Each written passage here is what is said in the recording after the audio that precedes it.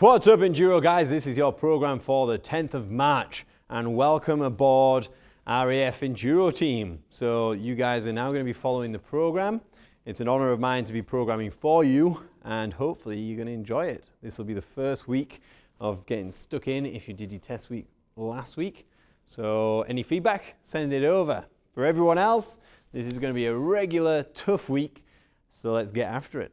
So first movement is going to be so we're going a little bit of core, a little bit of upper body muscular endurance and strength. So the first movement being a lunge position with a dumbbell on your shoulder. You're going to press from here.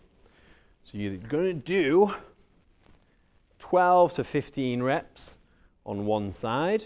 Now it's important that in this lunge position your back knee is actually on the ground.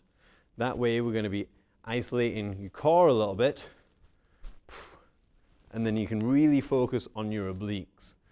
Once you've done that, you're going to keep the dumbbell in your same hand, plant your opposite leg, go into a single leg deadlift with a row, stand up, single leg deadlift, row, stand up, and you're looking at 12 to 15 reps on that as well. Then you're going to swap sides after a little rest. Do the other side to even out. So if you started on your strong arm first round, you might regret that. So start on your weak arm first.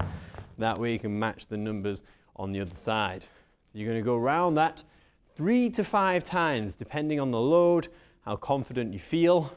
But think very much about what your core engagement's like and the movement quality of those over necessarily the weight. So second part of day one is going to be a 20 calorie start. So this is a 5-round workout.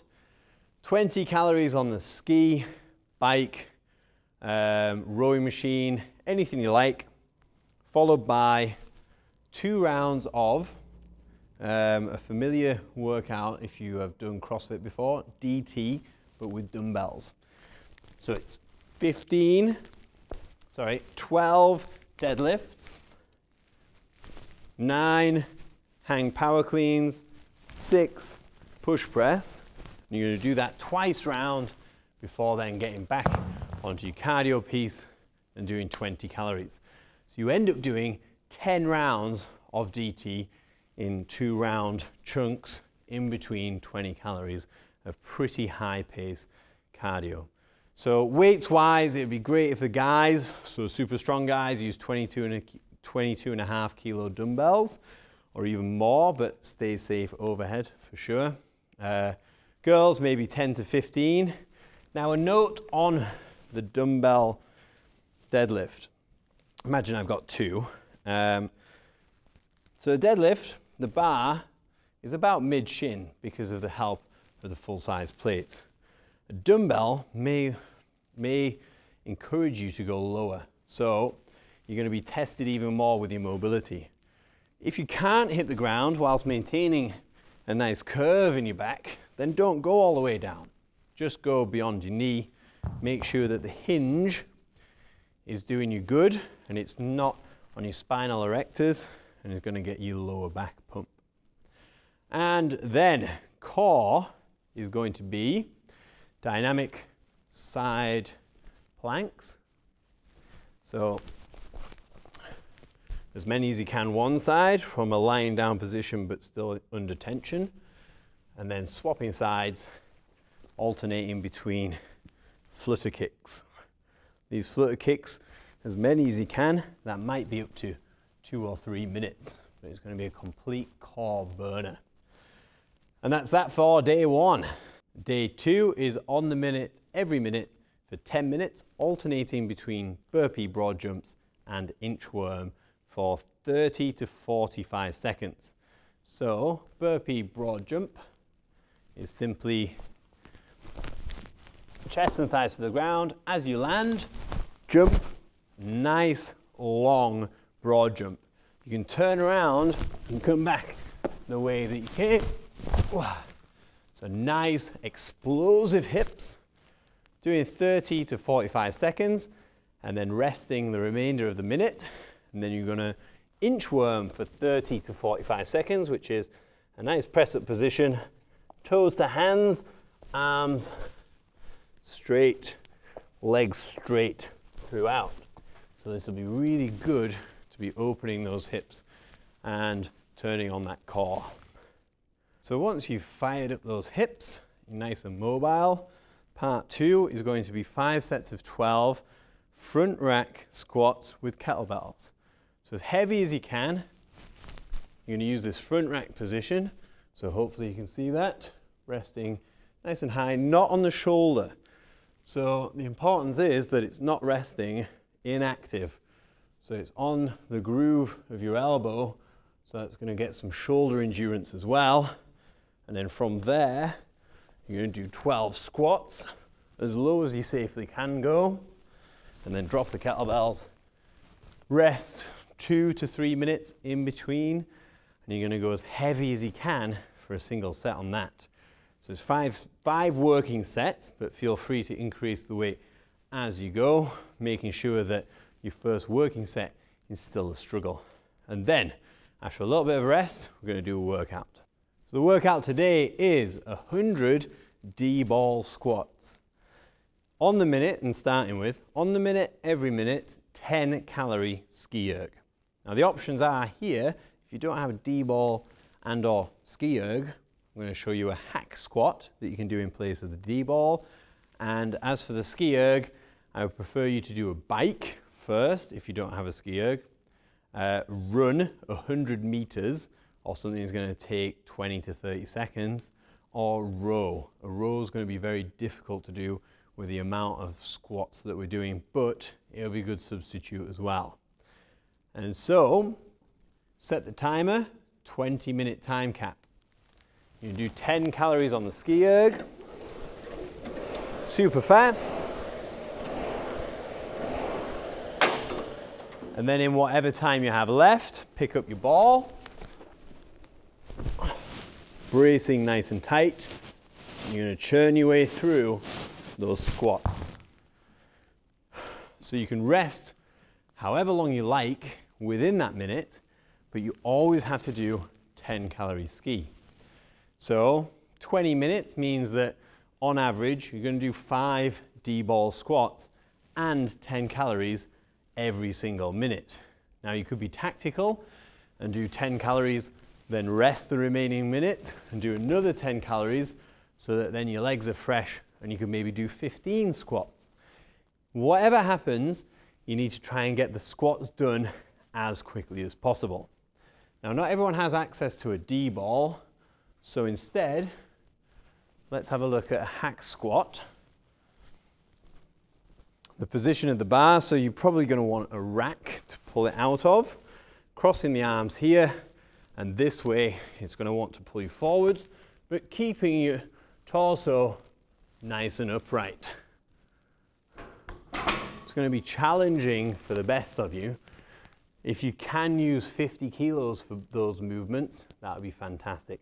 For girls, probably about 30, but by all means, scale that down.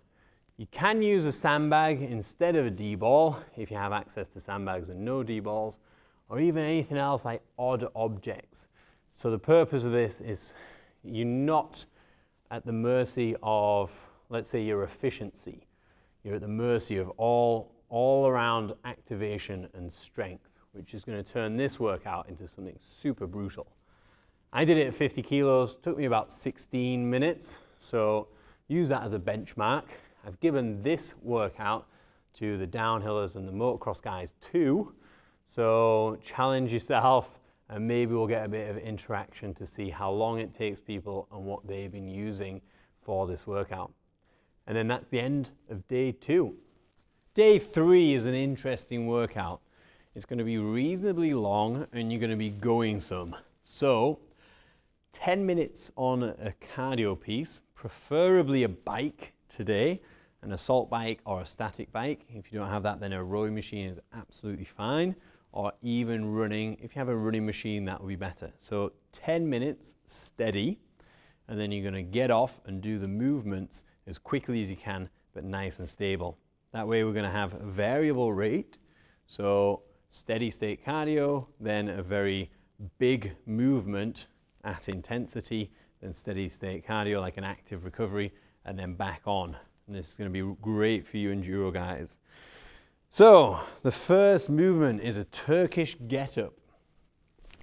Now it's an awkward movement, so if you don't have it, haven't done it before, then by all means go light, super light.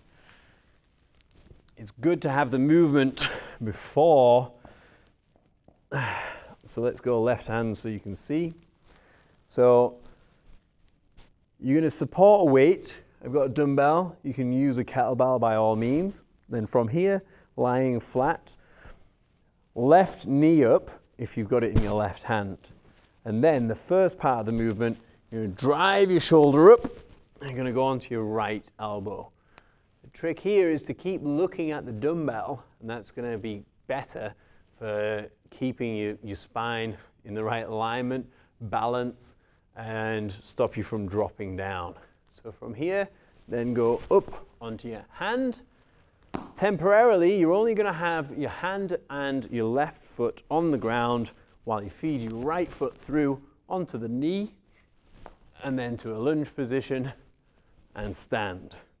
You're going to go back down the same way, nice and safe, and then swap hands and repeat. So it's 10 each side as quickly as you can, then back onto the steady state cardio piece. You can go reasonably fast on the cardio if you want, but I'd encourage you to use it as an active recovery. So the next element after the next 10 minutes is 20 burpee pull-ups with toes to bar. So that's chest and thighs to the ground, stand up, onto the bar, pull up, then toes to bar. That's 1 rep. Burpee, pull up, toes to bar, 2 reps, and so on, 20 total. If you don't have good keeping pull-ups, then jump, and again, if you don't have toes to bar, then just bring those knees up. So jumping pull-ups, knee raises in place of full pull-ups and toes to bar. Then back on, and you're going to do another 10 minutes steady state cardio, active recovery, then squat clean thrusters with dumbbells. So this is a big movement from either side of your legs, holding dumbbells. Doesn't have to be heavy. There's 20 of them. It's going to be brutal. So from here, hopefully from the ground if you're mobile enough, picking up into a squat, driving dumbbells overhead. So touch, squat, overhead. So we've got a hinge, a squat, and a thrust. 20 of those. And once you've done 20 squat clean thrusters, then you're going to do as many calories on that chosen piece of cardio at the end. And you're going to give yourself a full 50-minute window. So as many calories at the end is an incentive to be a bit competitive. If anyone else is doing this workout with you, or you want to send them a score, then set a 50-minute window to do that work in. Those 10 minutes of steady state cardio, be vigilant on those. Make sure you're doing some work, but it's an active recovery. Get through the movement super fast. So an incentive to do that fast is then more time at the end to churn through those calories to actually score points if you're competing against buddies that are also doing it. And that's that for day 3. Day 4 is a variable day, so it depends on how much you've done in the gym and on your bike up until day 4. If on day 4 you have a lot of energy and you still want to crush some work, then by all means add the tempo and do the core work of this day. So the format is 40 minutes. You're going to do 2 minutes of steady state cardio. So if you have a lot of energy, up the tempo, test yourself, and this could be interval capacity as well as some core work. So minute 1, 2 minutes hard cardio. So you're going to do that for 2 minutes, and then on minute 3, you're going to hold a band in this position. So it's a lunge with the outside leg forwards, holding the band in front. So a full minute if you can, or 45 seconds. And then a full minute if you can, or 45 seconds the other side. Then back on the cardio for another 2 minutes hard. And then back off. And you're going to do 1 minute Russian twist. 10 kilos if you have it. Heels off the ground. A 1 minute plank. Nice and stable. And back on the bike for another 2 minute ride. Oh, sorry. Oh, it could be a rowing machine. It could be a ski erg. It could be running. So it's 2 minutes hard, 1 minute and 1 minute on the various core movements. And you're going to go through that for up to 40 minutes. Now, if you're using this as a recovery slash rest, active rest day, or even tapering for an event at the weekend, then do the cardio work, but super low intensity, just to get your blood flow. And then once you've done 2 minutes, come off and do some mobility on one side. So it might be holding one stretch. So hold this, keep reasonably dynamic.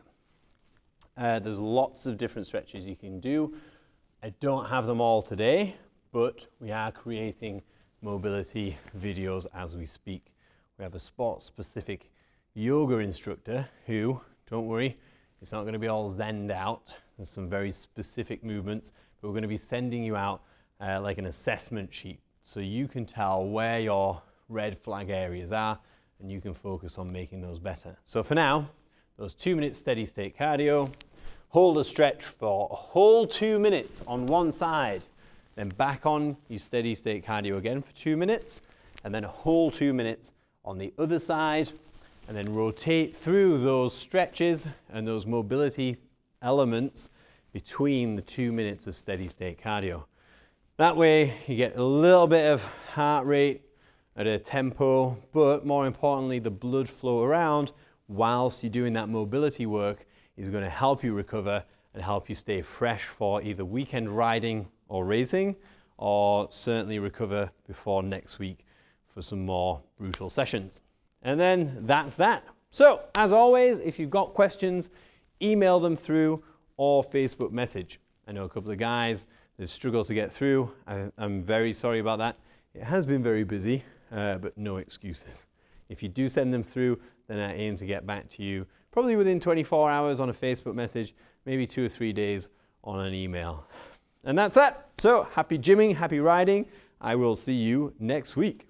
Peace.